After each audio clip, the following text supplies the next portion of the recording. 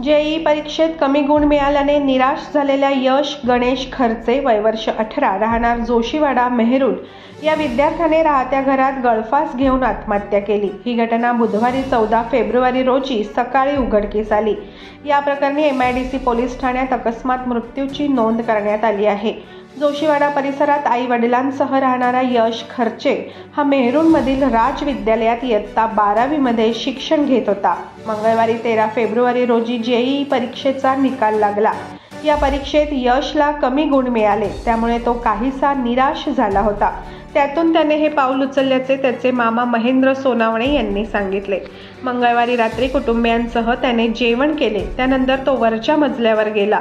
बुधवारी सकाळी त्याची आई त्याला उठवण्यासाठी गेली। बराच वेळ आवाज दिला तर यातून काहीही प्रतिसाद मिळत नसल्यामुळे दरवाजा तोडण्यात आला। त्यावेळी घरात मुलगा गळफास घेतलेल्या अवस्थेत दिसून आला, त्यामुळे कुटुंबियांना जबर धक्का बसला। यशला शासकीय वैद्यकीय महाविद्यालय व रुग्णालयात दाखल केले असता वैद्यकीय अधिकाऱ्यांनी मृत घोषित केले। यावेळी कुटुंबीय आणि नातेवाईकांनी आक्रोश केला। MIDC पोलिसांना या घटनेची माहिती मिळाल्यानंतर ते घटनास्थळी पोहोचले। या प्रकरणी MIDC पोलीस स्टेशनला अकस्मात मृत्यूची नोंद करण्यात आलेली आहे।